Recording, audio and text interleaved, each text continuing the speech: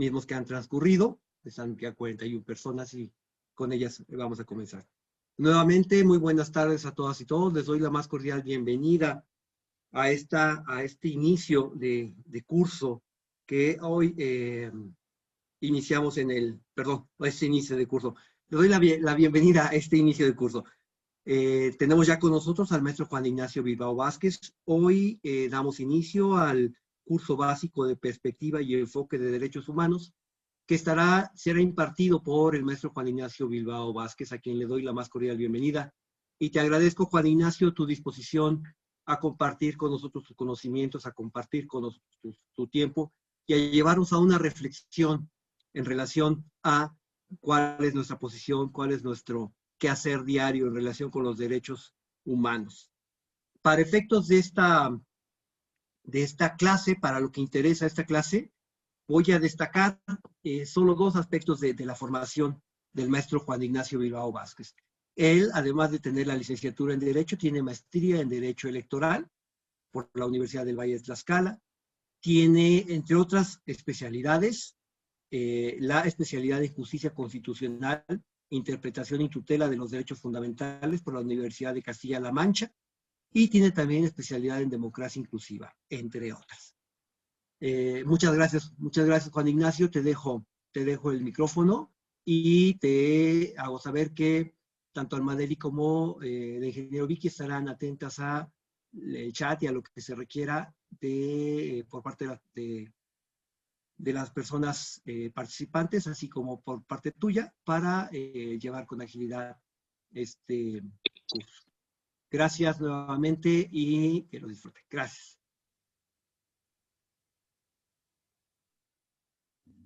Muchas gracias, director. Muy buenas tardes tengan todos y todos. Les agradezco al Instituto de Especialización Judicial la oportunidad y la invitación para impartir este curso y al Consejo de la Judicatura del Estado. Les doy también la más cordial bienvenida. Para mí es un gran honor y un placer poder estar aquí con ustedes en estas tardes para hablar un poco de derechos humanos dentro del plan de capacitación que el Poder Judicial ha diseñado para este año. Vamos a iniciar con una serie de temáticas de cursos que tienen que ver con derechos humanos, enfoques, perspectivas y algunas otras herramientas metodológicas para poder aplicarlas en la impartición de justicia. Entonces, con este bloque comenzamos a hablar un poco sobre los derechos humanos y en este sentido, pues me gustaría comenzar la clase explicando un poco la metodología que vamos a utilizar durante este curso y también comentarles que en la plataforma hay unas lecturas que van ustedes a encontrar, que van a encontrar ustedes, bueno, las van a encontrar que son complementarias a lo que vamos a ver en este curso y que me gustaría que ustedes las conserven, que las lean y que espero que sea de utilidad para su trabajo final, porque vamos a hacer un trabajo de evaluación, que ahorita lo voy a explicar, y un trabajo para hacer para clase propiamente. Esto con el objetivo de complementar la metodología y que no solamente sean aspectos teóricos, sino que podamos complementar con ciertos aspectos prácticos esta información. Me voy a permitir empezar a compartir unas diapositivas para que demos inicio al curso. Entonces,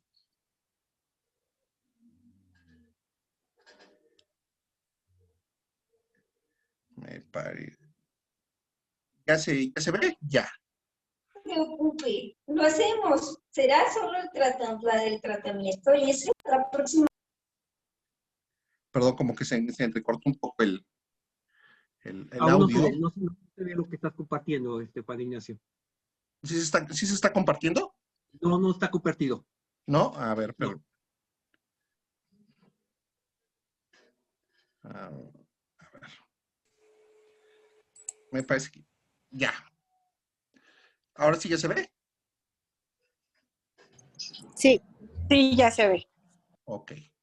Bueno, pues entonces comenzamos en el curso curso básico de perspectiva y enfoque de derechos humanos. Vamos a ver que el curso está, digamos, de alguna manera en un preámbulo de una primera parte que tiene que ver con el marco contextual y conceptual de los derechos humanos, en el que vamos a ver aspectos conceptuales, algunas perspectivas, y vamos a establecer también una cuestión vamos a analizar la cuestión de la desigualdad en ese sentido. Y luego también veremos el Estado constitucional y las herramientas para la igualdad, lo que tiene que ver con dignidad humana, con la ciudadanía, en el entendido de un elemento central de la construcción de los derechos humanos de acuerdo al reconocimiento de los mismos. Y finalmente, un tema que tiene que ver con la práctica, que es el enfoque de los derechos humanos. Las actividades propuestas para el trabajo de clase es que habrá que identificar un criterio jurisprudencial sobre dignidad humana.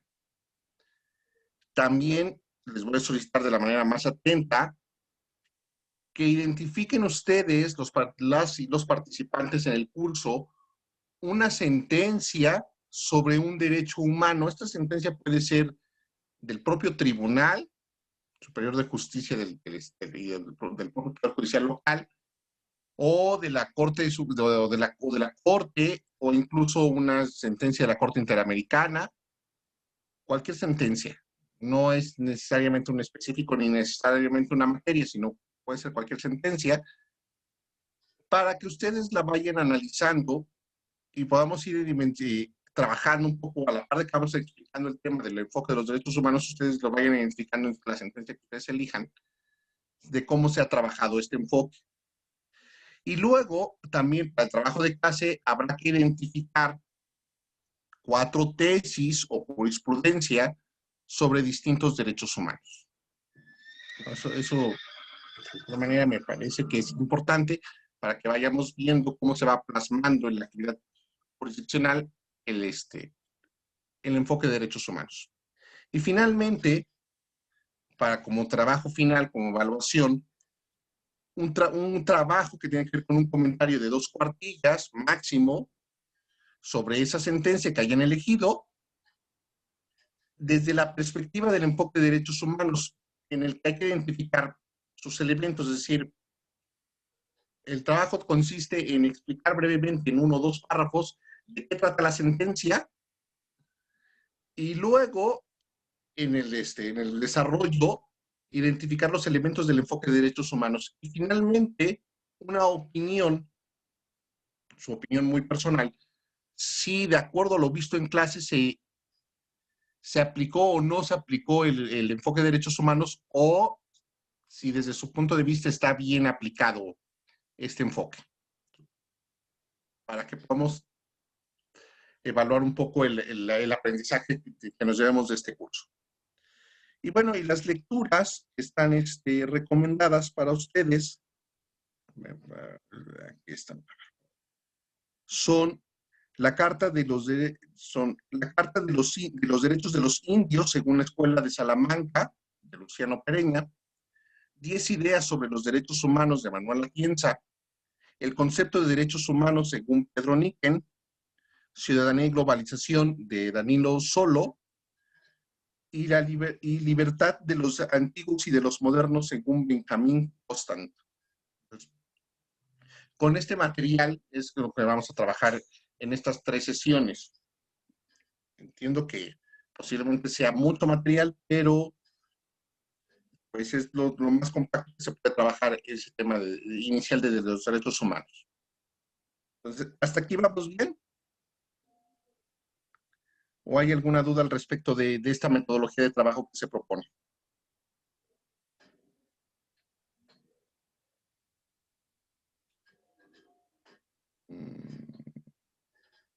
Si no hay alguna duda. Ok, si no hay algún comentario o alguna duda, entonces proseguiré con la explicación. Sí. Ok. A ver. Ok, bueno. Marco conceptual y de los derechos humanos. Marco conceptual y contextual de los derechos humanos. Maestro, hay una pregunta en el chat que Ajá, dice sí, que te mandan algún correo electrónico los trabajos. Ay, bueno, lo defino si se manda un correo electrónico o no. Me parece que en la plataforma también se pueden subir. No sé si eso sí, no sé si si se puede subir. Si no, vamos a pedir que se habilite un micrositio para que se puedan subir los trabajos y descargar. Para que haya certeza de ustedes de que se sube y de que efectivamente llegan los trabajos y no haya algún inconveniente, porque luego ya ven que luego o se saturan las bandejas de entrada o se mandan a correos no deseados, entonces a veces uno no llegan bien, ¿no? Entonces ya en la plataforma me parece que ahí ya no habría como ningún inconveniente. Pero entonces, eso ya lo definimos para la siguiente sesión, ¿no? Nada más para esa parte, para que haya constancia de la entrega de trabajos, por favor.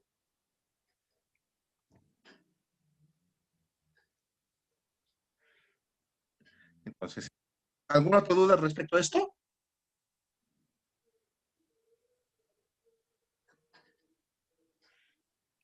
Bueno, parece que no, ¿verdad? Entonces, continuamos, que dice marco conceptual y contextual de los derechos humanos.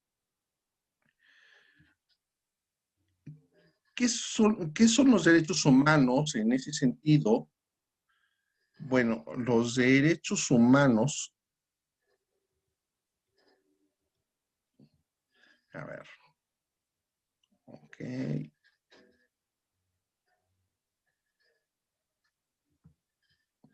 A ver, los aspectos conceptuales y de los derechos humanos los vamos a encontrar como absurdos históricos, como ciertas creencias, como ideas, como postulados, y de los valores y exigencias de la justicia, como también como principios éticos mínimos para la convivencia social, como ciertos mensajes de esperanza, como algunas idolatrías, como algunas promesas, como ciertas utopías también, luchas, triunfos de la burguesía, y ahorita explicaré el porqué en este contexto, conquistas históricas, acuerdos, consensos mínimos, relaciones de poder económico, político y social, la herencia cultural, una tradición occidental, también es una imposición, también nos vamos a encontrar con ciertas imposiciones culturales y como pautas de conducta, como razones para la acción de las instituciones sociales, que pueden ser políticas y jurídicas, o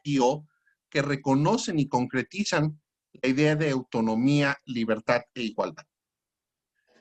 ¿A qué me refiero cuando hablamos un poco de estos absurdos históricos? La idea, en Occidente, la idea de los derechos humanos no surge propiamente con el desarrollo social en un inicio, sino que viene a surgir a partir de la época del siglo de la Ilustración. En ese sentido y en este contexto, es como se empiezan a gestar los derechos humanos a partir de un movimiento en el que la burguesía se iguala con la nobleza. Entonces, en este sentido de igualación entre dos clases sociales, la nobleza y la burguesía, pues no se estaba pensando en los derechos humanos como en un contexto de que todas las personas tenían derechos humanos, sino única y exclusivamente quienes se consideraban a sí mismos entre iguales. Es decir, los burgueses que sostenían la idea de que si el noble y el Estado lo sostienen a través de los impuestos o el desarrollo de actividades económicas, ellos estaban en la condición de tener derechos humanos. No estaban pensando en los derechos humanos en que las personas que, por ejemplo, en Europa de la Ilustración, pues los campesinos y los agricultores del café en Etiopía, que era exportado a Europa, pues tenían derechos humanos. Hoy, al verlos en retrospectiva, en el siglo XXI, pues no podemos imaginarnos que hablemos de derechos humanos solamente para ciertas personas o para ciertas clases o para ciertos grupos sociales. A eso nos referimos con que son absurdos históricos. Aunque si los vemos hoy en retrospectiva con los estándares de evaluaciones actuales respecto de cómo fueron surgiendo, pues nos vamos dando cuenta de ciertas incongruencias. Y entonces en ese sentido se transforman en estas creencias, es decir, bueno, a ver, existe la creencia de la igualdad en ese momento, en el momento del surgimiento, entre las clase gobernante y quienes detentaban el poder económico, de alguna manera. Entonces, a partir de eso se van gestando estas creencias, estas ideas y estos postulados que establecen los derechos de los seres humanos en ese sentido, y se vuelven como ciertas exigencias de justicia y de principios éticos mínimos, es decir, los principios bajo los cuales las sociedades tendrían que regirse para la época, que les permitieran una convivencia lo más pacífica posible, a través de estos mensajes que podrían resultar esperanzadores, es decir, cierto nivel de igualación propiamente, no solamente en la teoría, sino que en la práctica podrían de alguna manera hacerlos, y se vuelven ciertas condiciones de aspiración. ¿Por qué decimos también que se vuelven estas conquistas históricas y estos acuerdos? Porque estos movimientos y estos conceptos del surgimiento de los derechos humanos no surge única y exclusivamente como un movimiento aislado, o como una espera, o como un mensaje de un impulso de ciertos particulares, sino que van tomando fuerza y se vuelven cada vez más colectivos. Y de que se vuelven más colectivos van tomando fuerza social, y es como van gestándose de alguna manera con mayor legitimación y mayor empuje. Con esta situación, al final de cuentas vamos viendo que se ponen en contexto ciertas luchas de poder, ciertas relaciones de poder, porque por una parte, en el momento de surgir los derechos humanos, surge primero en la burguesía francesa, de alguna manera, esta idea de decir, bueno, nosotros somos iguales a los nobles.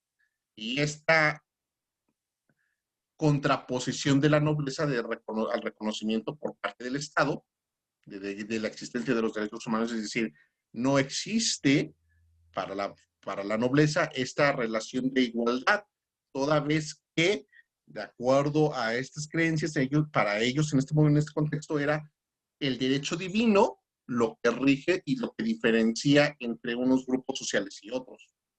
Es decir, somos nobles por el derecho divino, porque representamos a Dios. El burgués no lo representa en ese momento y en ese contexto, entonces tiene una relación de poder que choca y que se va transformando y que va permeando la cultura de las sociedades en las que van aplicándose los derechos humanos. Y esto es y es así como van germinando estas tradiciones en Occidente. A partir de estas conceptualizaciones y de estas limitaciones de los derechos humanos que van imponiéndole al Estado, es que van surgiendo las instituciones sociales y políticas.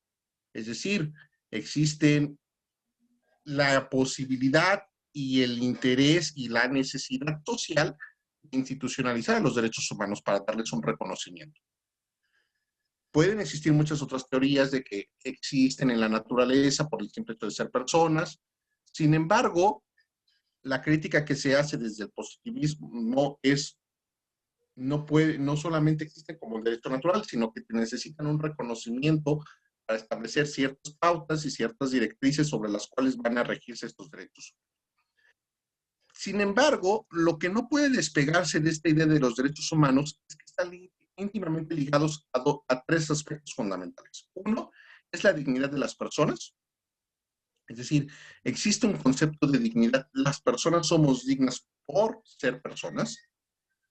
Existe una íntima liga a la autonomía de las personas, es decir, las personas pueden actuar libremente de acuerdo a su libertad en estos parámetros, en el entendido que tampoco se refiere a una libertad absoluta, sino a que no existan presiones y a que pueden determinar de manera voluntaria la manera en que van a conducirse su conducta, siempre y cuando ésta sea compatible con la conducta social. Y a partir de eso, la libertad y la igualdad. Entonces, estos derechos humanos están relacionados con estas tres ideas. Y en ese sentido tenemos que entender que los derechos humanos son esta idea conceptual que nos va a permitir a nosotros ejercer la dignidad, la autonomía, la libertad y la igualdad. Luego, estamos hablando también, o estaríamos hablando un poco de un debate conceptual de los derechos humanos. Son los derechos fundamentales. ¿A qué se refieren? Bueno, pues nos referimos, ahí vamos a encontrar a derechos históricos y dependientes del reconocimiento estatal, es decir, lo que veníamos hablando hace un momento, una positivización de este acuerdo o este acto social respecto a límites de poder y margen de actuación de grupos sociales en este sentido. Entonces, a eso nos referimos con estos derechos sociales y son históricos porque vienen a partir de esos de ciertas bases que establecen ciertas líneas, ciertas directrices y que van enfocadas en que a partir de estas directrices sentadas podrán conducirse las nuevas ideas que vamos teniendo de los derechos humanos. Luego, en ese sentido, vamos a encontrar que constituyen un fundamento jurídico. Es decir, los derechos humanos los vamos a encontrar ligados directamente al derecho, a la Constitución, a estas ideas de la justicia propiamente dicha, y que a partir de eso tiene un enfoque empirista basado en la experiencia y que pueden ser relativos y formales. Es decir, son relativos porque no son absolutos en ese sentido y los derechos humanos, sino que establecen cierta relación entre el Estado y el individuo, tanto en lo individual como en lo colectivo. Entonces, esta idea, a eso se refiere con esta idea relativista. No puede romperse esa relación Estado-individuo o Estado-persona. Si la rompemos, entonces ya no estaríamos hablando de un debate, de un concepto de derecho fundamental. Entonces, constituye un binomio los derechos humanos. Por una parte, el Estado y por otra parte, las personas. Pero también implica que estos derechos se constituyen en derechos morales que pueden ser anteriores y que son independientes al reconocimiento estatal. Es decir, estas ideas de cómo van construyéndose la persona, el concepto de persona, el concepto de igualdad y el concepto de igualdad propiamente dicho, son estos dos aspectos, y de autonomía, pues no solamente constituyen unos aspectos o valores jurídicos, sino que están basados en la moral de ciertas sociedades y lo que para ciertas sociedades resulta permisible moralmente hablando y éticamente hablando. Entonces, en ese sentido, el fundamento se convierte en un fundamento material basados en principios que no cambian, que son universales en ese sentido y que son absolutos en esta parte, sí, de cuanto a contenido. Es decir, es universal en el sentido de que todas las personas pueden gozar de la autonomía, de la dignidad, y de la libertad y de la igualdad, como parte fundamental de los derechos humanos. Y son absolutos en el entendido de que no hay discusión alguna en que estos son principios básicos que deben regir a los derechos humanos. Es decir, no podría cuestionarse que hablemos de derechos humanos y desliguemos a la dignidad. Es decir, que protejamos los derechos humanos, pero que dejemos a la dignidad de las personas de lado. Es decir, no nos ocupamos de la dignidad y lo aislamos como un concepto. Ahí ya estaríamos rompiendo esta parte fundamental de la parte moral de los derechos humanos. Entonces, no funciona de esta manera, en este sentido. Y luego también los derechos humanos vienen a considerarse como elementos históricos construidos a partir de un consenso de los Estados-nación, es decir, de las sociedades, y lo que abre la pauta a empezar al reconocimiento internacional de los derechos humanos, ¿no?, en épocas ya modernas. Y que son reconocidos y que son exigibles tanto en el ámbito del ordenamiento nacional, es decir, existe un arreglo de ciertos principios mínimos y de ciertos valores mínimos que todo Estado debe garantizar, y que a partir de eso, bueno, pues es como se va construyendo los sistemas universales de protección de los derechos humanos. Entonces, como vamos viendo, este debate conceptual no solamente implica un arreglo en lo jurídico o en el derecho de qué son los derechos humanos, sino que están relacionados íntimamente con la moral, con la ética, con los principios socialmente aceptados de los estándares mínimos para garantizar en materia de derechos humanos, en materia de respeto a la dignidad humana. Entonces, y eso nos lleva a plantear otras ideas que tienen que ver con los derechos mínimos, que es el núcleo duro, es el contenido esencial, es el contenido mínimo, es el mínimo de lo vital, es el mínimo vital de los derechos humanos. Y es a partir de aquí que vamos a poder identificar la esfera de lo indecible.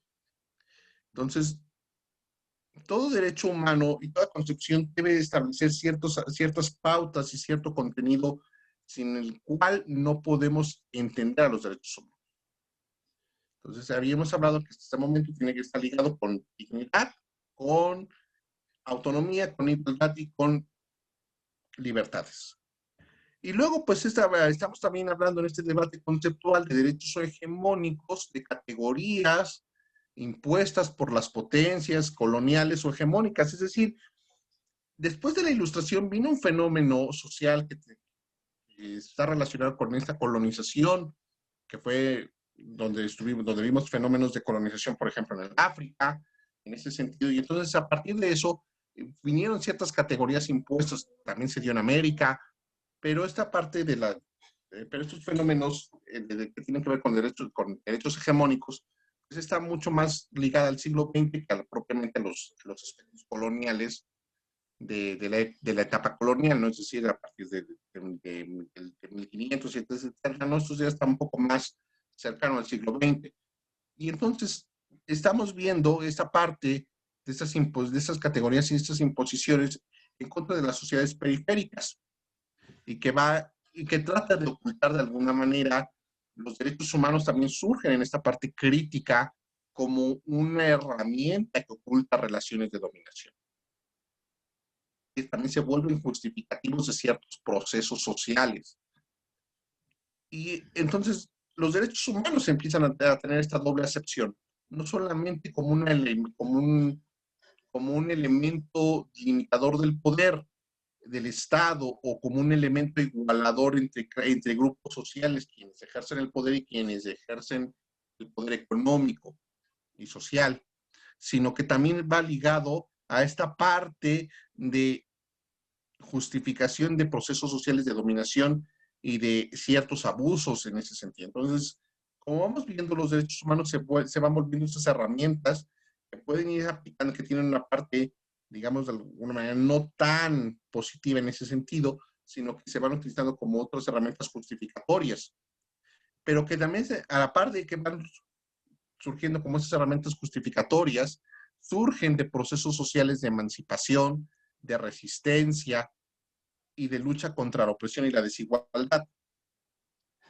Entonces, no solamente es esta parte justificativa de procesos sociales que hoy podemos justificar como reprobables, sino que también los derechos humanos sirven como esas herramientas equilibrantes o que equilibran estos procesos sociales y que ayudan a distender estas tensiones de relaciones sociales de dominación.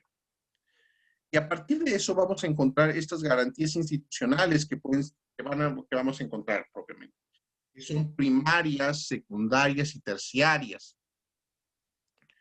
Entonces, aquí está interesante porque vamos viendo que los derechos humanos no se pueden entender solamente como un concepto abstracto, sino que lo vamos a ir concretizando a ciertas garantías institucionales. Entonces, aquí podríamos reflexionar sobre a qué nos estamos refiriendo con estas garantías institucionales primarias, secundarias y terciarias, en este sentido. Y en este aspecto podemos apuntar que estas garantías primarias son las de primer contacto con los derechos, con las personas y sus limitaciones, en ese sentido, sus características. Es decir, estas ideas de igualdad y de libertad que establecen ciertos parámetros mínimos, o estas ideas y estos derechos son constituidos como unas garantías primarias. Es el establecimiento mínimo de los estándares y los márgenes de maniobra sobre los cuales las sociedades se van a ir encaminando propiamente para poder tener una convivencia social que pueda garantizar pluralidad y cierto estándar mínimo de bienestar social. Cuando nos referimos a estas garantías secundarias, nos vamos a referir a estas garantías que permiten dotar de contenido a estas primeras ideas de los derechos humanos. Es decir, porque los derechos humanos no van a operar solamente en abstracto, con ideas abstractas propiamente, sino que requieren de ciertos elementos que los hagan funcionales. Y que entonces a eso nos vamos a referir, y es ahí donde vamos a encontrar pues, las garantías procesales, como el debido proceso, en los procedimientos jurisdiccionales.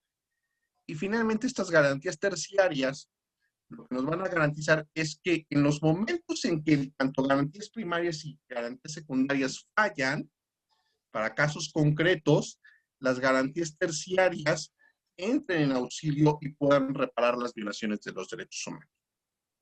Es decir, vamos viendo que estas garantías institucionales no son aisladas, sino que son complementarias unas con las otras. Entonces, vamos viendo esta parte y este funcionamiento, es decir, los derechos humanos con estas garantías institucionales entran en acción a través de herramientas que pueden ser operables en la realidad práctica y en la realidad social, ¿sí?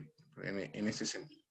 Y a partir de eso, pues vamos a ir encontrando estas ideas, por ejemplo, pues vamos encontrando el constitucionalismo, el Estado democrático y de derechos humanos.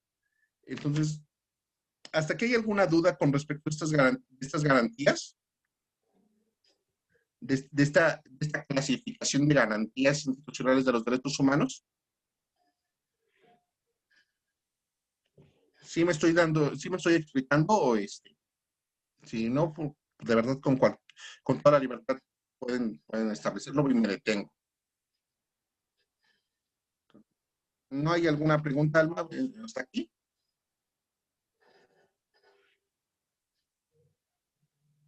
Me parece que si no es así, entonces continúo. Ahora vamos a ver ciertas perspectivas de aproximación de los derechos humanos.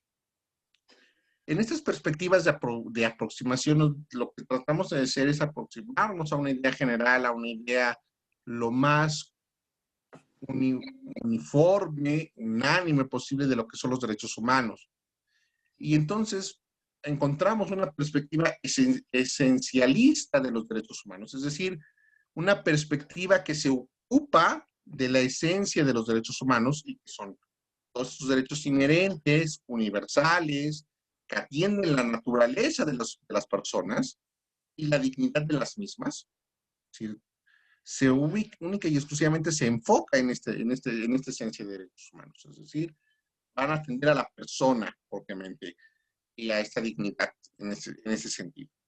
Y vamos a encontrar también una perspectiva pragmática, es decir, nos vamos a encontrar esta parte operable de los derechos humanos, práctica, que tiene que ver con que se va a ocupar de las potestades del Estado, de las facultades del mismo, de alguna manera, pero también de las prerrogativas de las personas, de las libertades que tiene, de los derechos subjetivos, de cuáles son los derechos humanos reconocidos en un sentido estricto, de qué inmunidades y de qué privilegios hay también, porque encontramos también que el desarrollo de alguna manera, pues no solamente los derechos humanos son estas ideas que hemos venido diciendo, sino que también para ciertas convivencias, no solamente de sociedades en lo práctico o en lo concreto, es decir, por ejemplo, la sociedad mexicana o la sociedad tlaxcalteca en ese sentido, va generando esa parte de convivencia, sino que el Estado mismo en esta época moderna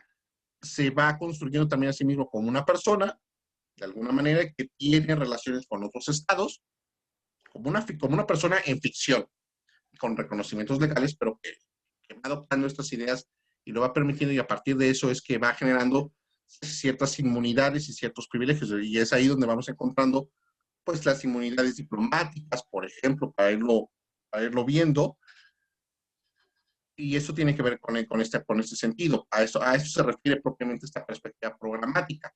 No solamente es esta relación de personas con el Estado, sino también estas relaciones entre estados mismos que van estableciendo ciertas directrices para su convivencia pacífica. Y vamos encontrando una perspectiva generacional. Esta perspectiva generacional que nos habla un poco ya de esta clasificación que siempre hemos visto de los derechos humanos, los que tienen que ver con la primera, la segunda, la tercera generación y cuarta generación. Hay quienes ya hablan de una quinta generación, y en estos énfasis que tienen que ver con los derechos fundamentales, como el derecho a la vida, el derecho a la libertad, luego los derechos ambientales, los derechos sociales, etcétera, estas clasificaciones que van haciendo. Y vamos encontrando también esta clasificación de derechos económicos, sociales, culturales y ambientales, los llamados ESCA. Y luego estas perspectivas y estas clasificaciones, no es que una sea más importante que otra, sino que única y exclusivamente se establecen para un mejor estudio metodológico de los derechos humanos y una mejor valoración en ese sentido. Y luego viene ya una perspectiva holística que tiene que ver con esta interdependencia, con estas características de los derechos humanos, esta interdependencia, esta indivisibilidad, es decir, estas características que vamos viendo de los derechos humanos que tienen que ser progresivos, que son interdependientes, que no se pueden dividir, que están relacionados unos con otros, que no podemos fraccionar a los derechos humanos. Es decir, los derechos humanos en esta perspectiva holística sí permiten ciertas limitaciones. Lo que no permiten los derechos humanos es que fraccionemos el derecho humano. Es decir, cuando hablamos del derecho a la libertad, podemos limitar el derecho a la libertad. Bueno, esta limitación del derecho a la libertad tiene que estar debidamente justificada. Pero lo que no podemos hacer desde la perspectiva holística ni desde ninguna otra perspectiva es fraccionar el derecho a la libertad. No podemos ir a descomponer y decir, solamente tienes cierta parte de libertad. Eso no se puede hacer, eso no se permite dentro de los derechos humanos. Entonces, otras perspectivas de aproximación las vamos viendo desde el sujeto, que tiene que ver con los derechos individuales, con los derechos colectivos, ¿no? Por ejemplo, no solamente estamos hablando hablamos del derecho a la vida o el derecho a la libertad, pues a lo mejor hablamos desde una perspectiva, y lo vemos desde la perspectiva de los sujetos, pues hablamos ya de derechos individuales. Sin embargo, si hablamos de derechos colectivos, como el derecho al trabajo, como el derecho al medio ambiente sano, pues ya estamos hablando de derechos colectivos propiamente dicho. Ya no solamente es de una persona en lo individual, sino que es el grupo de personas quienes tenemos derecho a un mismo derecho propiamente dicho, y entonces vamos siguiendo esta diferenciación de irlos viendo en lo individual y en lo colectivo o en lo plural. Y luego vamos viendo también perspectivas principalistas que tienen que ver en este sentido, en este enfoque con la Constitución, un enfoque con un reconocimiento desde el marco normativo interno, emanado generalmente en las constituciones o descrito generalmente en las constituciones de los países, y luego pues también internacional, lo que da vista o lo que da nacimiento y surgimiento al Sistema Universal de Protección de Derechos Humanos, que por ejemplo para el caso de México, pues nosotros pertenecemos al sistema interamericano, reconocemos la jurisdicción del sistema interamericano. Entonces, ya en ese sentido, los principios reconocidos tanto por el sistema interamericano son recogidos por el sistema constitucional o el sistema interno de protección de derechos humanos, y a partir de eso vamos construyendo nuestra perspectiva principalista, que tiene que ver con qué principios el Estado mexicano reconoce como válidos y lo puede aplicar en los derechos humanos. Y vamos viendo también nuevas perspectivas, porque al final de cuentas esta parte de los derechos humanos, pues la dinámica social nos impone que esto no es una tarea acabada, sino que van surgiendo nuevas ideas. Entonces, por ejemplo, cuando en la Constitución Mexicana de 1917 se garantizaron por primera vez en el mundo los derechos sociales, pues era un enfoque o una perspectiva principalista de avanzada en el mundo. Sin embargo, pues la dinámica del mundo no quedó ahí. Hoy estamos viendo perspectivas de la era digital, derechos posthumanos que tienen que ver con los derechos de los animales, los derechos de la naturaleza, los derechos de los robots y de la inteligencia artificial, que hoy va a tener aplicación con la entrada en vigor del nuevo sistema de justicia civil y familiar, ¿no? Esta parte de la inteligencia artificial. El INPES va a tener la inteligencia artificial, cómo va a operar la inteligencia artificial aplicada al derecho, ¿no? Entonces, esto entra dentro de estas nuevas perspectivas de derechos humanos. Entonces, hasta aquí con perspectivas vamos bien en cuanto al tema.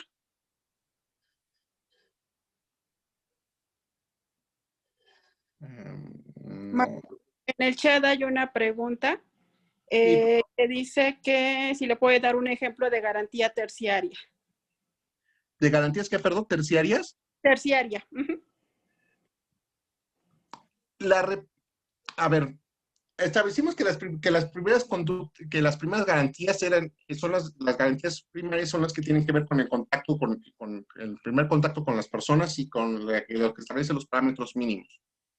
Y que luego las garantías sociales, en ese sentido, las garantías secundarias estaban establecidas, por ejemplo, en los derechos, en las garantías procesales, hablando del derecho propiamente a la impartición de justicia, ¿no? Las garantías terciarias como tal, las vamos a encontrar como garantías que reparan la función deficiente de estas dos primeras garantías. Es decir, cuando encontramos que, por ejemplo, no existe un adecuado funcionamiento porque no existe un adecuado reconocimiento a un derecho humano, puede ser esa parte, una garantía, ahí encontramos se da un déficit del funcionamiento de la garantía primaria, podemos judicializar esa garantía, ¿no? Es decir, cuando no tenemos esa parte, podemos judicializarla. Y entonces ahí entra en función una garantía secundaria, el adecuado funcionamiento del sistema de justicia. Pero si por alguna situación, por alguna razón, no sé, podría ser una falta de... No quisiera atreverme en el ejemplo propiamente de señalarlo como una crítica, pero podría ser, pero que llegara a fallar esa garantía secundaria, la manera de repararla podemos encontrar en la garantía terciaria. Un ejemplo más próximo, a lo mejor en ese sentido, es cuando el sistema de justicia en México falla y se acude al Sistema Interamericano de Protección de Derechos Humanos, estamos hablando ya de una garantía a lo mejor procesal, pero ya no de características secundarias, porque ya agotamos toda la parte interna. Entonces ahí estamos acudiendo a una garantía terciaria que busca reparar el mal funcionamiento de las dos primeras garantías. No sé si me estoy dando a entender con eso. No tienen propiamente una forma descrita las garantías, ni la secundaria ni las primarias, porque van a depender mucho siempre del caso concreto. Pero lo que sí me gustaría dejar muy puntualizado es que la idea de estas garantías o de esta separación de garantías es buscar reparar el mal funcionamiento o el funcionamiento deficitario de las dos garantías que se conjugan en un primer momento, cuando estamos hablando de casos concretos. O sea, entonces, por ejemplo, el hecho de que el caso Radilla, pues el hecho de que no haya funcionado bien el sistema de justicia para garantizar este caso cuando se dio, o de Campo Algodonero que llegó al sistema interamericano, pues podríamos hablar un poco ya de una garantía procesal de característica terciaria. En cuanto, aterrizándolo única y exclusivamente en el derecho al acceso a la justicia. Porque cuando hablamos ya de otro tipo de derechos, pues puede ser que los ejemplos puedan ser más complejos. Pero creo que el que nos puede servir mucho más, o el que nos puede ser mucho más familiar, dado el curso y el público que está aquí presente, pues es este derecho al acceso a la justicia. Entonces, no sé si me explico, si queda detallado con este ejemplo de cómo funcionan las garantías terciarias, y bueno, de cómo funcionan este tipo de garantías primaria, secundaria y terciaria.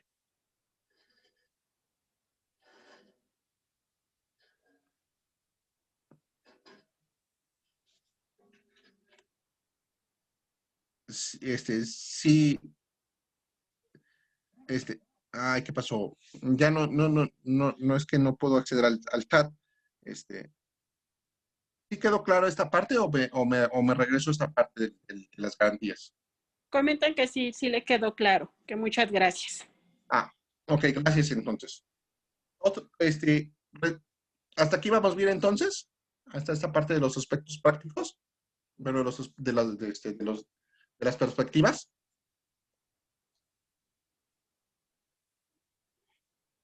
Bueno, si no hay algún otro comentario respecto de esto, entonces continuamos con los aspectos prácticos. Los aspectos prácticos tienen que ver con cuestiones filosóficas, morales, ideológicas, político y jurídicas. Es decir, vamos a encontrar explicaciones en cuanto a la naturaleza de los derechos humanos, para poder mencionar la parte filosófica y moral de los valores aceptados socialmente en una sociedad y en un momento determinado a partir del reconocimiento de los derechos humanos. Esto también tiene que ver con aspectos ideológicos, porque si nosotros en este momento nos dedicáramos o profundizáramos en un estudio de ciertos reconocimientos sociales, nos vamos a encontrar que existen sociedades que pueden ser o profundamente liberales o profundamente conservadoras. En esta parte tiene que ver con la ideología. Entonces, lo que moralmente puede ser aceptado para una sociedad no necesariamente tiene que ser aceptado para la otra. A ver, ¿qué ejemplo nos podemos poner en este sentido?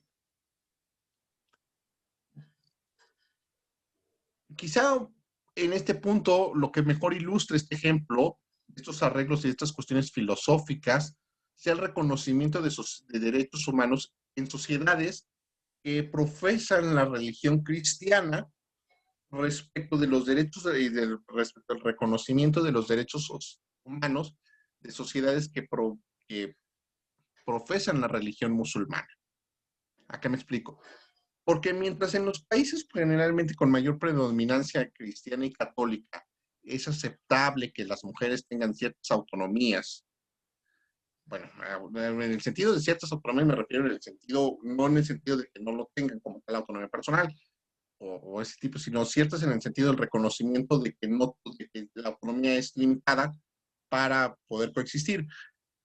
Pues en los países musulmanes esta libertad no existe, ¿no? O sea, porque, por ejemplo, pues en México, pues está permitido que las mujeres conduzcan un auto, ¿no? Que las mujeres trabajen, que las mujeres sean autónomas e independientes en ese sentido para la toma de decisiones, cosa que en los países de profesan religiones musulmanas, pues esta libertad no existe. Sin embargo, la sociedad musulmana acepta este arreglo moral como algo válido, ¿no? De alguna manera, y por eso existe en sus marcos normativos, que derivan de la creencia religiosa. Esto en México, por ejemplo, sería inaceptable. O sea, no vemos que exista después un arreglo jurídico, un arreglo político, un movimiento social que, que limitara este tipo de aspectos, ¿no?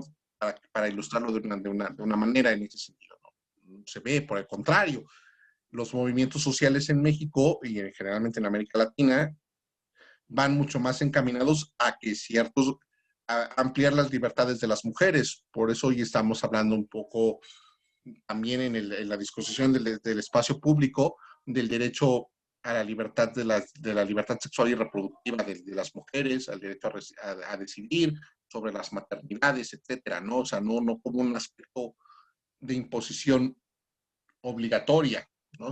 En este aspecto, cosa que en otros lugares pues no existe, ¿no?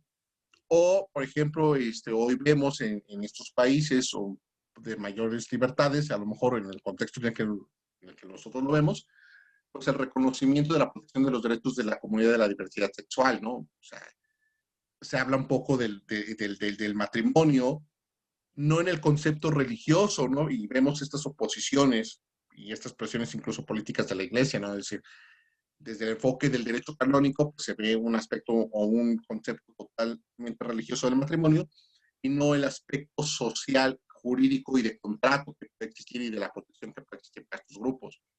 Entonces, a eso me refiero con este tipo de valores y estas ideologías, cómo van marcando estas cuestiones filosóficas de reconocimiento de los derechos humanos. ¿Y por qué hablamos también de acuerdos políticos y jurídicos? Pues porque al final de cuentas estos movimientos sociales y tienen una trascendencia y una traducción y se traducen exclusivamente en aspectos de movimiento político, es decir, que cuando los grupos sociales llegan al reconocimiento y llegan a este poder, pues pueden traducirlo en una mayor libertad, ¿no? Y en plasmarlo propiamente en la legislación. ¿Por qué lo digo? Pues porque, por ejemplo, el principio de paridad, como principio constitucional para las mujeres, en ese sentido no hubiera sido posible y no hubiera sido alcanzable si las mujeres no hubieran alcanzado un grado importante de representación política. O sea, si nos hubiéramos quedado en 1920, en 1930, donde la mayoría de donde los representantes políticos eran hombres, pues difícilmente se hubiera alcanzado este acuerdo político que permitiría materializar el reconocimiento de estos derechos humanos en favor de las mujeres. Entonces, eso tiene que ver con ese tipo de cuestiones. Ahora, tiene que ver con estos principios y con estos valores, estos fundamentos, volvemos a lo mismo, a la dignidad, a la igualdad, a la libertad, a la autonomía, a la participación y a la identidad, es decir, a reconocernos parte de un grupo y no solamente reconocernos en la persona individual, sino en la persona colectiva de la sociedad. Es decir, no estoy hablando solamente de qué es lo que me identifica a mí como Juan Ignacio, sino qué es lo que me identifica a mí como Juan Ignacio, como una persona que forma parte de una identidad colectiva, como la sociedad tlaxcalteca. Entonces, con estos valores y con estos fundamentos van reconociéndose los derechos humanos. Y habla un poco también de estas capacidades sociales, de estas necesidades y de estas posibilidades de garantizar los derechos humanos, no en lo individual, sino en lo colectivo. Y los derechos de igualdad, los derechos de libertad y derechos de cooperación, todos estos derechos de participación y derechos de identidad. Es decir, los derechos humanos no solamente no son aislados, vuelvo a reafirmar, no son aislados, sino que los derechos humanos se van reafirmando en la medida que los grupos sociales, aún con todas sus diferencias, pueden encontrar un lugar de coexistencia común para participar. Entonces, y eso es lo que le da forma y le va dando materialidad al derecho a la igualdad, a la libertad propiamente dicha y como consecuencia a la no discriminación. Y vamos a encontrar que los derechos sociales son producto de las relaciones sociales y existe una subordinación, existe una cooperación, si llega a existir una subyugación y un sometimiento de alguna manera, porque en algún punto, pues la sociedad cede parte de su libertad para someterse al Estado, al poder del Estado, para poder tener una convivencia social que sea pacífica, que sea tolerable, que garantice pluralidad. Entonces, los derechos humanos son producto de estas relaciones sociales, no son producto de generación espontánea como tal, ni son ideas abstractas, ni ideas que surgen de la nada, sino productos de estas relaciones sociales. Y a partir de eso, pues vamos encontrando el desarrollo progresivo del derecho, ¿no? Es decir, tanto en el ámbito de lo que ya hemos establecido, del sistema interno de protección de derechos humanos y del sistema universal de derechos humanos, ¿no? Propiamente. Entonces, estos aspectos prácticos combinan estas cuestiones de reconocimientos morales y éticos reconocidos por grupos sociales que pueden ser llevadas a la práctica y que se van relacionando en una dinámica. Es decir, se van dando en una serie de convivencias, de intercambios, de ideas, de formación, de cultura propiamente. En la medida que estas ideas van creciendo, es que los derechos humanos van cambiando o van perfeccionándose de alguna manera.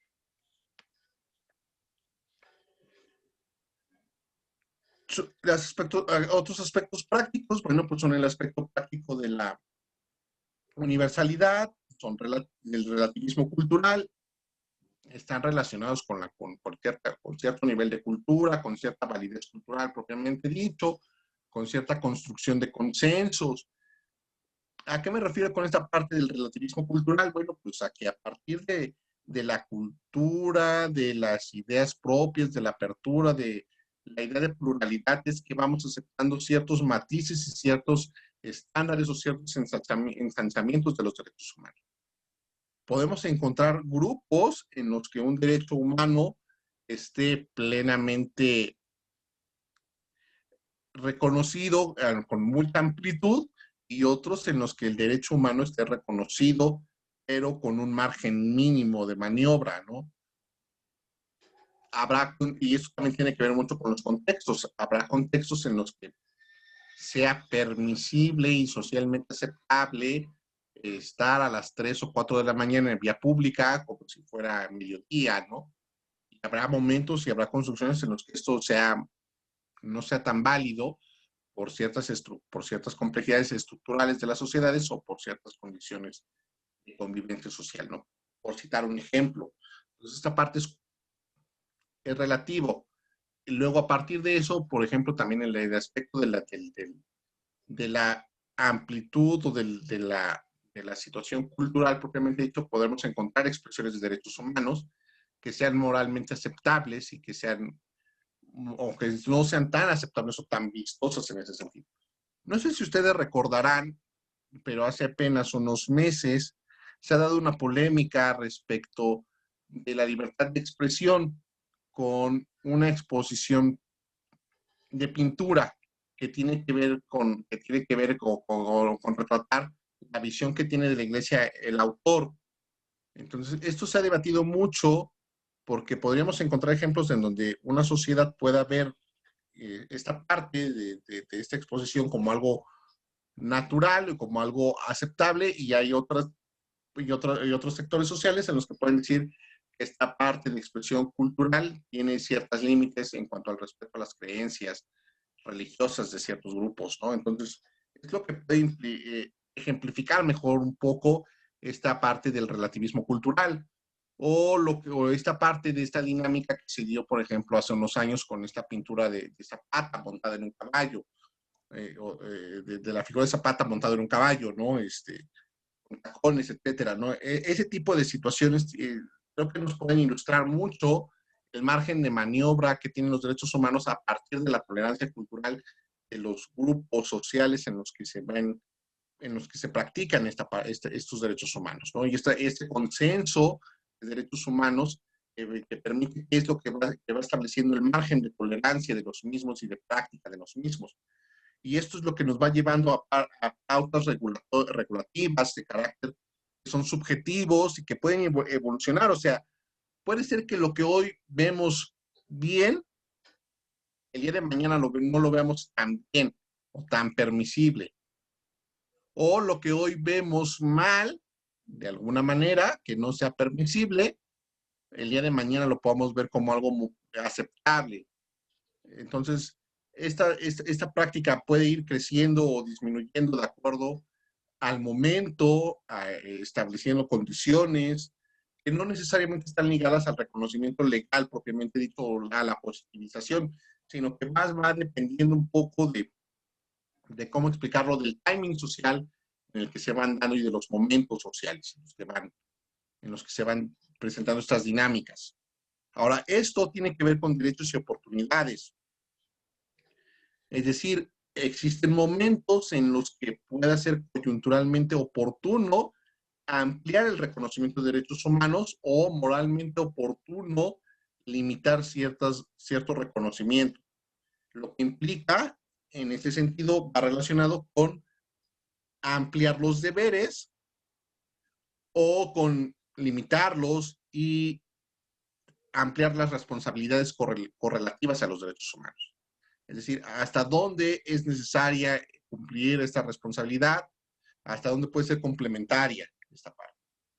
Y eso es lo que nos va llevando propiamente nosotros a un aspecto de desarrollando no solamente la constitucionalidad de los derechos humanos, sino que en una dinámica globalizada en la que hoy, mediante el Internet, tenemos acceso a información en tiempo real de lo que pasa en el otro lado del mundo, ir construyendo un concepto de convencionalidad. Y para el caso de la impartición de justicia, desde los diálogos judiciales, del ius común, es decir, este derecho común del mundo propiamente dicho, y de esta constitución, de este constitucionalismo global, ¿no? Entonces, es ahí, por ejemplo, en este ius común, donde vamos a encontrar en chartas estas ideas como de Luigi Ferrajoli, de hablar de la constitución de la tierra, ¿no? Y de estas ideas propiamente de los derechos humanos. Entonces, hasta aquí vamos bien con esta parte de los aspectos prácticos de los derechos humanos. Sí. ¿Sigamos bien? Sí, no hay ningún. Ok. Entonces, voy a detenerme un poco de compartir la pantalla y ahorita vamos a hablar un poco para entrar un poco a esta idea de la igualdad. Me gustaría conocer un poco sus ideas para ir aterrizándolo un poco en ese sentido. Entonces, voy a tener aquí la pantalla. Entonces, okay. ¿no? Entonces, me gustaría que me contaran, ¿qué idea tienen ustedes sobre la igualdad? Cuando hablamos de igualdad, ¿a qué nos estamos refiriendo?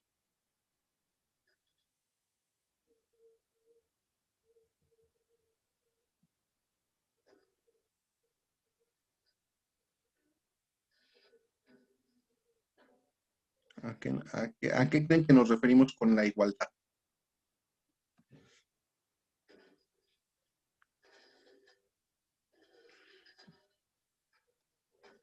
Alguien que me diga a qué noción le remite el concepto de igualdad.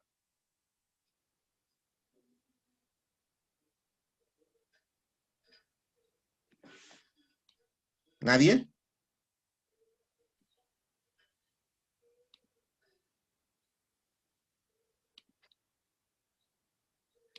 ¿Nadie quiere participar sobre a qué nos estamos refiriendo con este concepto de igualdad? Dice, a que todos los seres humanos, independientemente del sexo, somos iguales en todos los ámbitos. Hola, buenas tardes, maestro Juan Buenas tardes. Ignacio. Me da mucho gusto saludarte. Gracias, igualmente. Quiero felicitarte por la exposición que estás llevando a cabo. Enseguida, pues, de forma general, la igualdad es un derecho humano que tenemos exactamente todos los seres humanos, y de forma sustantiva, el derecho frente a la justicia, que todos somos iguales ante la ley, ¿no? Es una forma ejemplificativa, muy general, muy nada abstracta tal vez, ¿no? Y de ahí deriva la igualdad en sus diferentes géneros. Ok, gracias. A ver, estoy viendo un poco aquí en el chat lo que están comentando respecto de la igualdad, a que todos somos iguales, porque eso sí, pero a que todos tenemos los mismos derechos y obligaciones frente al ordenamiento jurídico. Pero a ver, o sea, la pregunta no va encaminada y no se encasillan un poco con el ordenamiento jurídico, ¿no? O sea, esta primera parte de la clase de los derechos humanos no está relacionada propiamente que lo veamos desde una perspectiva netamente jurídica, sino que veamos un poco la perspectiva social de dónde aplica para que podamos entender el funcionamiento, ahora sí jurídico, de los derechos humanos.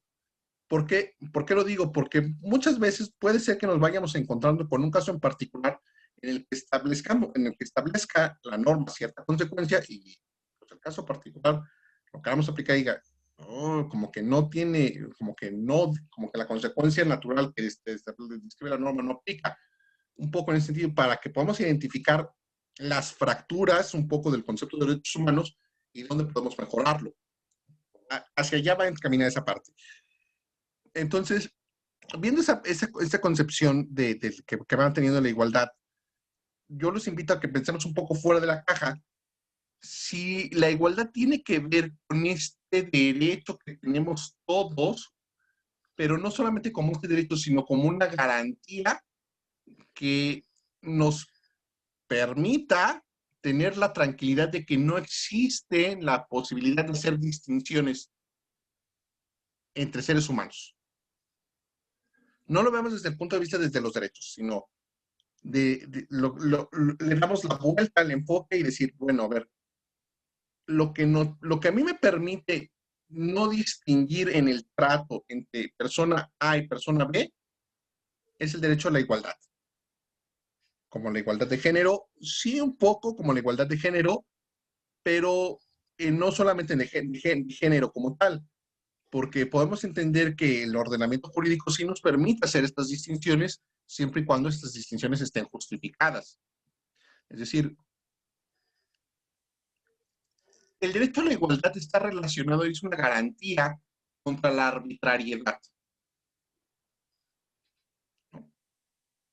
Entonces, la primera garantía que tenemos contra la arbitrariedad es el derecho a la igualdad. ¿Contra la arbitrariedad de qué? Pues contra la arbitrariedad de la distinción de trato. Entonces, ser tratado sin discriminación, en igualdad de oportunidades, sí, en igualdad de oportunidades en ese sentido. Entonces nos lleva viendo esta parte de que este derecho a la igualdad tiene esta doble acepción, no solamente es un derecho, al mismo tiempo es una garantía de protección, ¿no? Entonces, todos somos iguales en nuestra forma, en nuestra condición humana, todos tenemos acceso a los mismos derechos. Sí, en teoría sí, todos tenemos a los mismos derechos, pero ahorita vamos a ver que en teoría sí tenemos tenemos acceso a los mismos derechos, pero no siempre sucede así. ¿Por qué? Porque ahí va a entrar otra parte de la concepción de los derechos humanos, ¿no? Un aspecto ya más político, ¿no? Porque, por ejemplo, hay derechos humanos que tenemos las personas que somos mexicanas en México, pero las personas que no son mexicanas no tienen acceso a ese derecho, ¿no? Entonces ahí hay una limitación, ya no es una garantía de acceso. Entonces, y ya no. Pero bueno, un poco, pero ese no es propiamente el tema central de esta parte, ¿no? Ahorita lo vamos a explicar. Voy a regresar a compartir la pantalla. Y ¿ya se ve?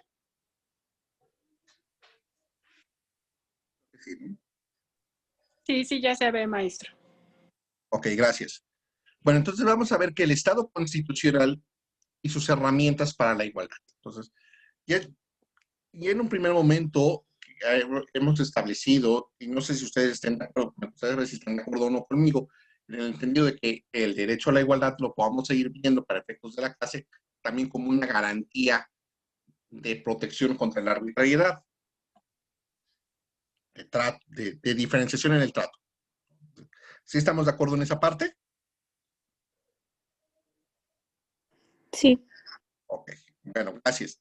Entonces vamos viendo que esta parte, en esta parte el Estado constitucional y sus herramientas para la igualdad, vamos a encontrar que hay aspectos ideológicos y ahora sí, esos aspectos ideológicos se traducen en los instrumentos jurídicos.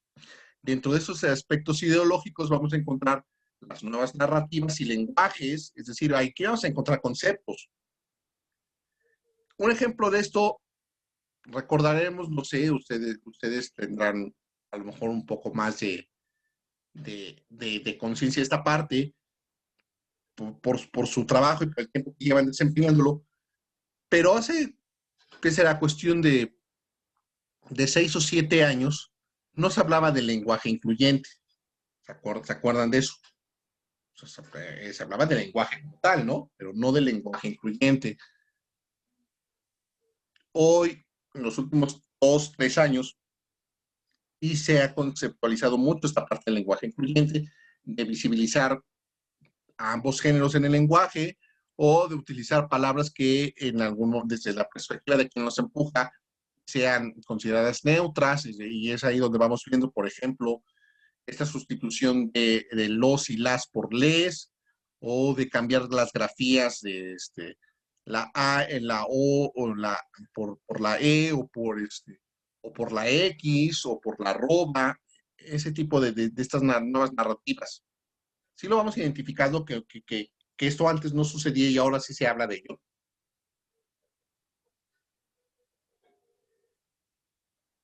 En este nuevo concepto de los derechos humanos. Y sí lo vamos identificando esta parte.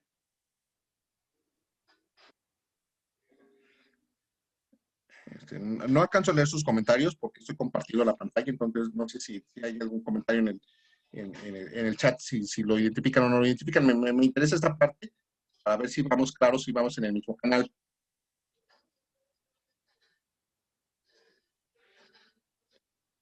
Entonces, sí, y esta parte es donde se va traduciendo nuevamente tanto a las sentencias como se puede ir incorporando a nuevas legislaciones. Y luego a partir de estas nuevas narrativas vamos a encontrar conceptos constitucionales. Es decir, vamos a ir encontrando conceptos que no necesariamente están desarrollados en la legislación secundaria, sino que están incorporados directamente a la Constitución y a partir de eso es que van tomando forma. Y bueno, vamos encontrando un poco, por ejemplo, y luego vamos encontrando ya situaciones que van identificando la dignidad como una premisa antropológica y cultural del Estado. Es decir, no solamente la dignidad como un concepto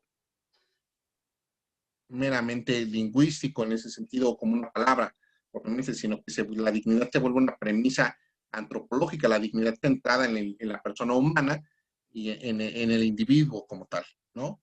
Independientemente de su condición sexogenérica.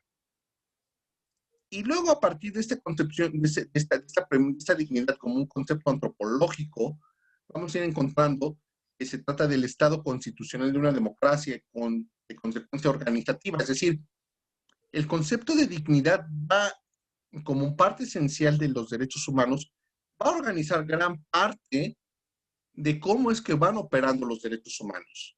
Es decir, lo primero que deben garantizar los derechos humanos y la manera de que van organizándose no es propiamente la igualdad o la libertad de las personas, sino es el respeto a su dignidad humana. Entonces, es la parte esencial y organizativa del concepto de derechos humanos. Y luego, a partir de eso, pues nos lleva a vivir un concepto de democracia sustantiva en este sentido, ¿no? Este sentido democrático en el que existen garantías individuales como elementos de protección de los derechos humanos y esta distinción. Y luego, a partir de esto, estas garantías procesales que hemos venido diciendo y que hemos establecido propiamente, ¿no? Entonces, esto nos lleva a nosotros a vivir en un sistema democrático de carácter sustantivo. Ahora, la idea es propiamente construir ese sistema democrático de carácter sustantivo donde los derechos humanos funcionen de manera adecuada, donde el concepto de derechos humanos pueda ser perfectamente operable y se reduzca al mínimo la posibilidad de fallos en el sistema de protección, es decir, que la garantía que tutela cierto derecho humano funcione de manera correcta y eliminar la posibilidad de que esto pueda ser de funcionamiento incorrecto. Esta es la aspiración social general y ese es un deber aspiracional propiamente dicho que debe garantizar el sistema democrático. Pero además también existen discursos, metadiscursos que tienen que ver con el principalismo, el garantismo, y nuevas ideas y nuevas concepciones de esta parte, ¿no? Teorías que tienen que ver con el neoconstitucionalismo y que también en su momento pueden ocasionar ciertas críticas, ¿no? Que van apartándose del contenido de la ley en pro de garantizar un bien mayor social, ¿no? Pero que existen este tipo de discusiones dentro de la manera de garantizar los derechos humanos. Y luego a partir de eso, pues vamos a encontrar los instrumentos jurídicos que garantizan dos cosas, la subjetividad jurídica, es decir, los derechos subjetivos de carácter público, ¿no? Ahí vamos a encontrar este reconocimiento material de derechos humanos, es decir, ahí encontramos que hay derecho a la educación, ahí encontramos que hay derecho a la igualdad, encontramos que hay derecho a la libertad de tránsito, encontramos que hay derecho a la libertad reproductiva, encontramos que hay derecho a la libertad de ejercicio profesional y de actividades económicas, encontramos que hay derecho a la libertad de expresión, encontramos que hay derecho a la libertad de varias cosas, ¿no? Entonces, eso tiene que ver con esa subjetividad jurídica construida en los instrumentos jurídicos que se constitucionalizan y positivizan. Es decir, no existen solamente derechos humanos que existen, o la tendencia es que no solamente existen derechos humanos que estén implícitos dentro del texto constitucional, sino que estén debidamente reconocidos para que tengan una forma y un cuerpo específico y de alguna manera puedan ser exigibles de alguna manera. Y esto es lo que nos lleva a nosotros a la configuración de la legislación. Y entonces es ahí donde vamos a ir encontrando los derechos humanos y el desarrollo de estos derechos humanos y esta parte. Luego, ¿qué sucede con esto? Bueno, pues sucede que la propia dinámica social nos exige que una vez que existe un reconocimiento subjetivo de derechos humanos, existe una positivización, que se ha ido configurando la legislación en materia de derechos humanos, pues que la propia dinámica nos va demostrando que no necesariamente los derechos humanos funcionan u operan como deberían ser, sino que existen ciertos matices, ciertas circunstancias que de repente atoran este ejercicio de derechos humanos. Es a partir de ahí donde se da este control constitucional y convencional de los derechos humanos y su judicialización. ¿Qué ejemplo puede resultar el pertinente para este ejemplo? Recordarán que hace poco tiempo, si no me recuerdo, hubo una modificación al artículo 38 constitucional Y esto que tiene que ver con esta protección de derechos humanos de las mujeres, lo que garantiza que no existan de alguna manera acceso a la participación política, al desempeño de funciones públicas en el Estado mexicano, de deudores alimentarios, de violentadores de derechos de las mujeres, de violentadores de derechos de las infancias, o de grupos y de otros grupos sociales, etcétera, ¿no? Entonces, esta limitante de derechos humanos que se puede ejemplificar de alguna manera, lo hablo en el sentido de lo más reciente que se ha venido dando, pues requiere forzosamente un control constitucional, porque quien se llegue a encontrar en este supuesto puede argumentar con estas construcciones, decir que existe o que puede encontrarse en ese supuesto, pero que existen ciertas causas de excepción, o que existen ciertos matices, o que la situación de esta persona en concreto no se ajusta a la disposición general de la norma. Esto significa un control constitucional y convencional, y por lo tanto va judicializando esta parte, esta materialización de los aspectos ideológicos de los derechos humanos, lo cual requiere una interpretación y una argumentación. Y nosotros construimos en la toma de decisiones judiciales, si la limitación al derecho humano judicializado es permisible, cumple con un estándar de idoneidad, es aceptable, es permisible, de alguna manera cumple un fin legítimo y por lo tanto, en ese sentido, es preferible limitarlo en la búsqueda de la consecución de un bien mayor, pues lo tenemos que interpretar y argumentar. Y esta interpretación y esta argumentación constituye el enfoque de derechos humanos. O sea, no son interpretaciones y argumentaciones aisladas, sino que se va constituyendo un enfoque de derechos humanos en el que priorice los valores sociales reconocidos de carácter colectivo frente a la perspectiva individual de quien se encuentra en este supuesto. Y en este sentido, pues la operación lógica que se hace desde la jurisdicción nos lleva a determinar una conclusión que nos permite a nosotros aterrizar el enfoque de derechos humanos, y a partir de eso pues vamos construyendo nosotros, de acuerdo al modelo social y al modelo constitucional del Estado mexicano, un sistema de precedentes y una dinámica constitucional en materia de derechos humanos. Entonces, hasta aquí vamos bien con esta parte de cómo se van conjugando estos aspectos ideológicos con los aspectos jurídicos de los derechos humanos. ¿Estoy siendo claro con esta parte? Sí, maestro. ¿Sí? ¿O hay alguna duda? Ok.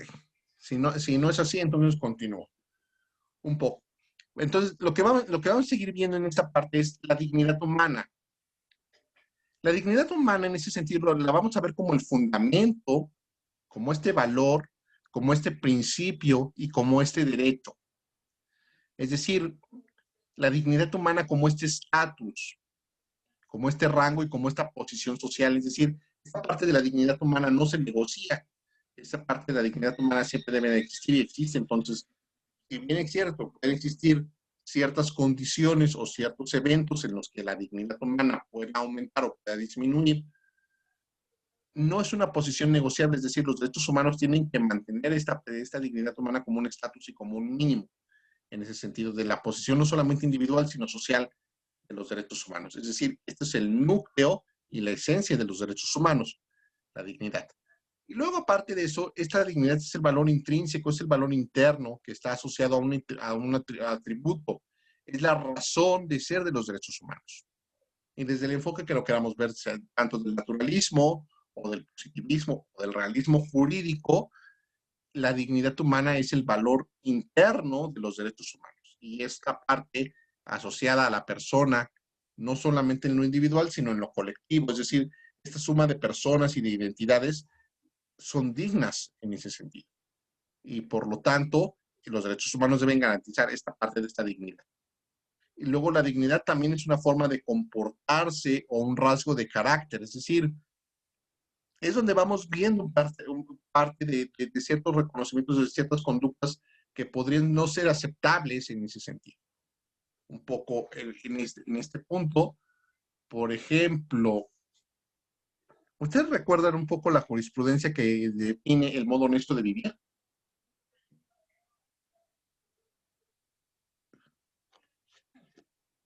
Sí, sí, sí la recuerdan. Alguien trae, no la jurisprudencia de memoria como tal, sino en esencia a qué nos estamos refiriendo un poco con esta parte del modo honesto de vivir, que establece esta jurisprudencia. Alguien lo recuerda un poco. No sé si alguien lo está poniendo en el chat porque no veo el chat en este momento.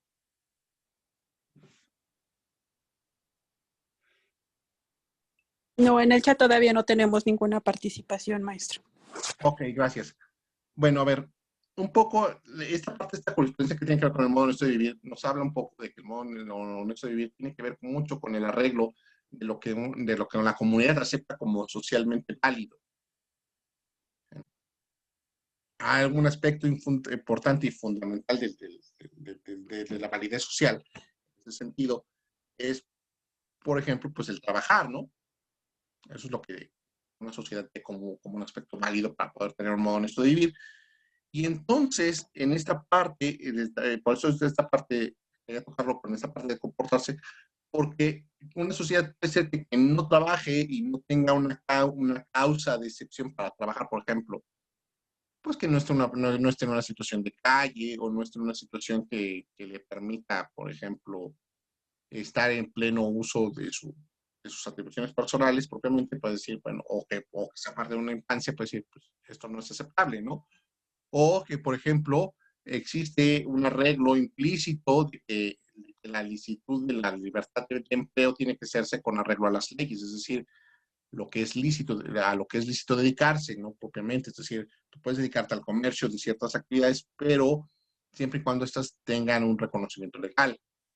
Si tú te dedicas al comercio de ciertas mercancías que son ilícitas, pues ahí ya no tienes reconocimiento legal y por lo tanto esa parte de la dignidad como forma de comportamiento disminuye o baja su parte de rasgo de carácter en ese sentido de los derechos humanos. A eso se refiere este componente. Y eso es lo que en esta jurisprudencia queda un poco mejor descrito, esta parte, ¿no? Entonces, por eso lo traigo a colación. Y luego también hay otra parte de la dignidad como una expresión emotiva de orgullo humano, de identidad humana propiamente. Es decir, en la medida que una mayor cantidad de individuos o de que esta conducta colectiva sea lo más uniforme posible, nos va llenando de una expresión emotiva. Por ejemplo, estas conductas altruistas que pasan en cualquier sociedad y que, por ejemplo, en México se han visto materializadas, pues cuando hay un temblor, cuando hay un desastre natural como un huracán, en el que se va recopilando víveres y seres para donarlo a los damnificados, es parte de expresión emotiva de la dignidad colectiva, ¿no? Y por lo tanto, es lo que va dando o dotando de un orgullo o de una identidad propiamente humana y colectiva, en ese sentido. Entonces, a eso se refiere esta parte de la dignidad como una expresión humana. La dignidad como un principio moral que plantea exigencias jurídicas, es decir, estos reconocimientos de validez de lo que para una sociedad puede ser aceptable o no aceptable y que por lo tanto ha trascendido al ordenamiento jurídico, lo que decía hace rato, ¿no? La libertad de trabajo, sí, siempre y cuando, sí y solo sí, puedes dedicarte a una actividad lícita, por ejemplo, a ejercer una profesión con reconocimiento, ¿no? Tú no puedes dedicarte, por ejemplo, tú puedes dedicarte al comercio, por ejemplo, de comida. Sí, ok, está bien. No puedes dedicarte al comercio de, de sustancias prohibidas, ¿no? Entonces, aparte, hay una exigencia jurídica porque hay un principio moral, en el sentido de que si tú te dedicas, por ejemplo, al comercio de comida o de alimentos, pues ayudas al colectivo, ¿no? Es decir, a través de tu servicio, transmites un bien colectivamente. Si tú distribuyes otro tipo de producto que sea considerado nocivo, pues ese bien no lo estás transmitiendo, sino que por el contrario, estás causando un perjuicio. Tanto esa parte, ese contenido moral de la dignidad existe. Y luego esta parte de la dignidad que va asociada a la autonomía. Esta parte de la autonomía no es como un arreglo propiamente ilimitado, sino que a partir de estos parámetros colectivos que existen, es la persona la que desde su propia individualidad decide seguirla. Es decir, existe este arreglo que tradicionalmente se ha hecho así por infinidad de tiempo. Desde lo colectivo, desde lo individual, me arreglo a lo colectivo, lo reconozco como válido y por lo tanto desde mi individualidad, de manera independiente, de manera libre, sin presión alguna, me sumo a este acuerdo colectivo y a este acuerdo, a este pacto social. Entonces, la dignidad está asociada no solamente desde un enfoque colectivo, sino desde un enfoque individual que suma a lo colectivo. Y luego la dignidad como fundamento de todos los derechos humanos, es decir, todos los derechos humanos nos van a llevar al punto de identificar que el ejercicio de los derechos humanos nos lleva a ser dignos como personas en lo individual y en lo colectivo. Y en la medida que yo me educo, ejerzo mi dignidad en la educación. En la medida que yo trabajo, ejerzo mi dignidad en lo laboral. En la medida que yo soy responsable con mi salud, ejerzo mi individualidad, mi dignidad en lo individualidad, pero que además suma lo colectivo, ¿no? Entonces, todos los derechos humanos nos llevan a la dignidad en lo individual y en lo colectivo. Y la dignidad como un derecho, pero como un contenido relativo o absoluto, como un contenido autónomo o residual, como un derecho marco, es decir, como un derecho consecuencia de, o como un derecho madre, como un derecho base sin el cual no pueden concebirse todos los demás derechos. Entonces, la dignidad tiene todos este tipo de acepciones. Puede tener, el debate está en el sentido de saber si tiene un contenido relativo, es decir, hay una relación directa entre el individuo y la colectividad, o la dignidad es un contenido absoluto, innegociable e inmutable, es decir, no cambia. Esta parte no hay una conclusión propiamente o un aspecto que podamos concluir, una idea que sea concluyente. Dependerá de cada enfoque y dependerá de cada visión que tengamos en la medida que podamos ir sumando.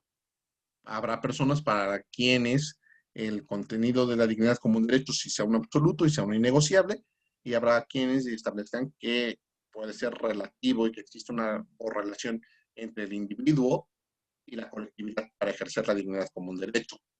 Y a partir de esto podrá concluir cada quien si es un contenido autónomo o si es un contenido residual de la colectividad. Y por lo tanto, si es un derecho marco, es decir, es un derecho lateral de alguna manera, o que enmarca ciertos derechos, o es un derecho básico y sin el cual no pueden concebirse todos los demás derechos. Y luego viene la dignidad como un parámetro para establecer límites o como un derecho a no ser humillado. Es decir, lo que hablábamos hace rato, que teníamos que ver con la igualdad. Este es un parámetro de trato. Los límites a la diferenciación, que hablábamos un poco, ¿no? En ese sentido, en cuanto al trato, en cuanto a los derechos, en cuanto a las obligaciones.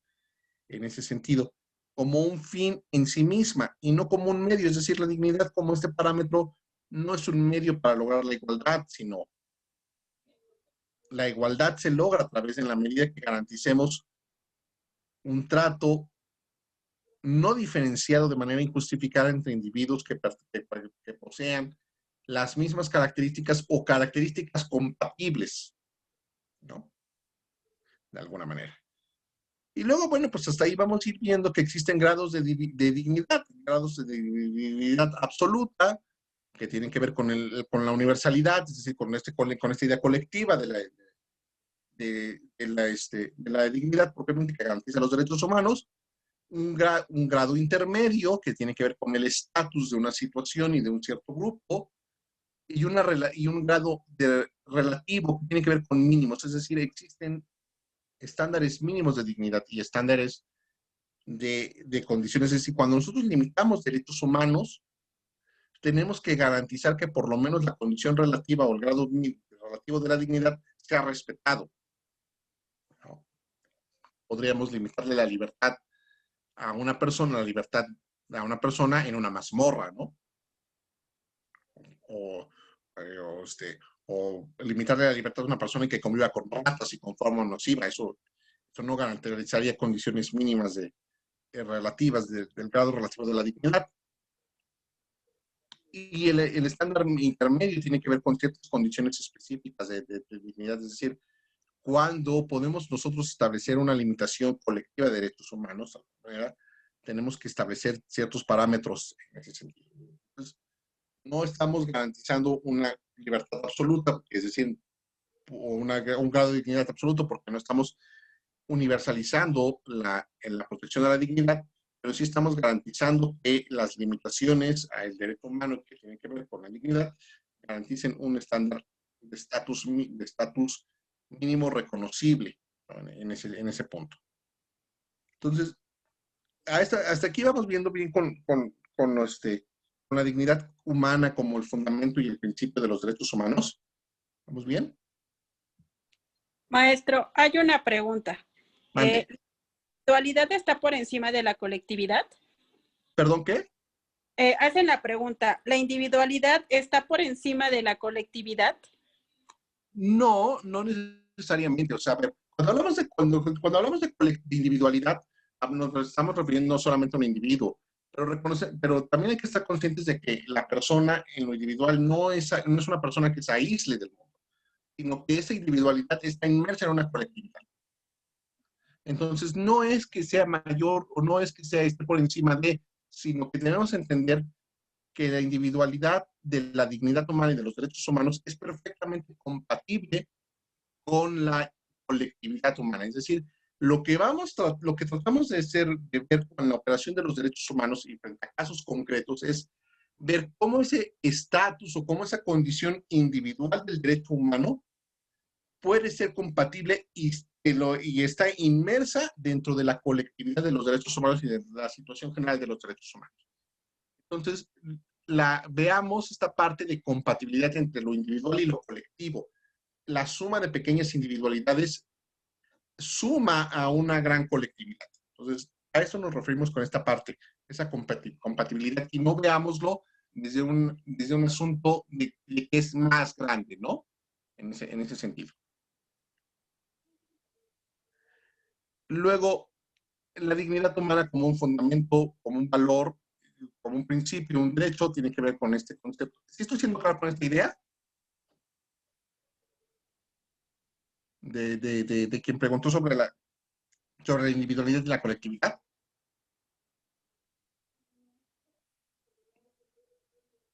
Sí, fui claro con esto o me regreso. Sí quedó claro. Ok, perfecto, gracias. Entonces prosigo. La dignidad como un concepto puente, como esta agencia moral, como un concepto de individualización de la humanidad, tiene que ver con este concepto normativo y este principio moral. Y esto, a su vez, este concepto moral se traduce en una categoría jurídica. Y esta categoría jurídica es intercultural, es decir, es un valor cultural que ha traducido, que ha trascendido el ordenamiento jurídico y, por lo tanto, la dignidad como un valor explícito o implícito constitucional, porque no necesariamente lo vamos a encontrar siempre. Nos referimos cuando un valor es explícito cuando está perfectamente descrito. Implícito cuando lo vamos a ir desprendiendo en ese sentido. No todos los conceptos de dignidad están completamente explícitos.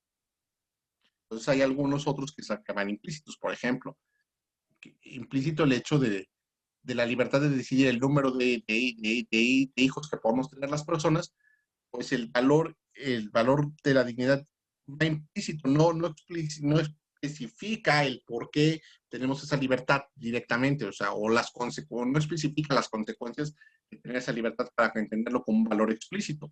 Sin embargo, podemos ir desprendiendo que esta libertad de la reproducción lo vamos a adquirir a partir de que tiene que ver con el respeto a las condiciones económicas, sociales y culturales que tengan las personas en el momento de ejercer esa libertad. Entonces, a eso nos vamos refiriendo con esta función de base normativa que puede estar delimitada que puede estar delimitada o que también es interpretativa.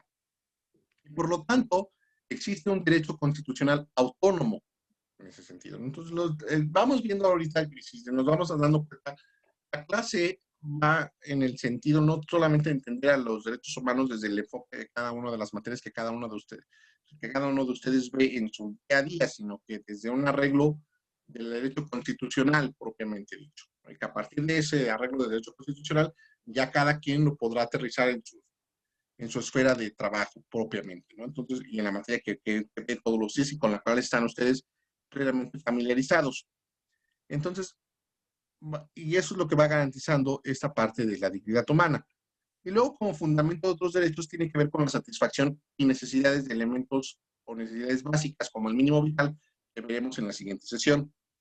Y luego dice, bueno, ¿quiénes poseen la dignidad? Bueno, pues la dignidad la poseen las personas en lo individual, los colectivos, los pueblos, las especies, las entidades, las instituciones, no las instituciones sociales que vamos generando, en el sentido que también son personas, aunque son personas morales, personas en la ficción de alguna manera, también van ejerciendo cierta dignidad porque es la suma de estas individualidades. El Estado, propiamente dicho, y las personas pues, van ejerciendo su libertad, el libre albedrío, la autonomía, su libre desarrollo de la personalidad y la libre determinación en ese sentido. Y luego, a partir de eso, vamos encontrando los deberes asociados a la dignidad, que es el deber de cada individuo de desarrollarse a sí mismo como persona. Esto es un derecho individual, es un deber individualísimo y personalísimo. El deber de contribuir al desarrollo de los demás como personas, es decir, cómo la individualidad va a sumar al colectivo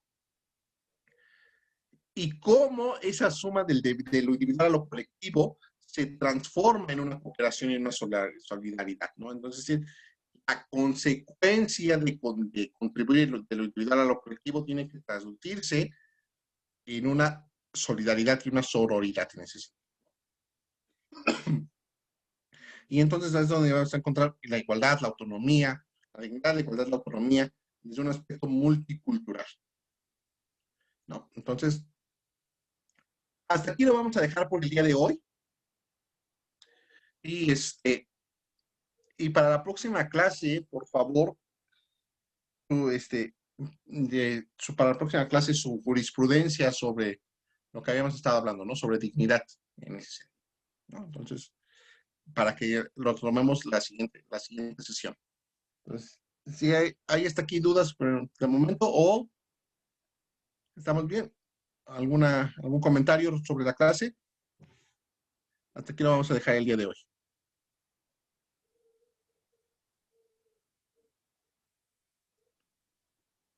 No, por el momento no hay ninguna pregunta en el chat, maestra. ¿No hay ninguna pregunta, comentario? No, dicen que todo bien, muchas gracias. Ok, bueno, entonces, si no hay ninguna pregunta, ningún comentario, nos vemos el día martes. Por favor, no se olviden de su jurisprudencia y si pueden avanzarle a las lecturas, pues pues nos vemos el próximo martes para platicar sobre la jurisprudencia de dignidad. ¿Les parece bien?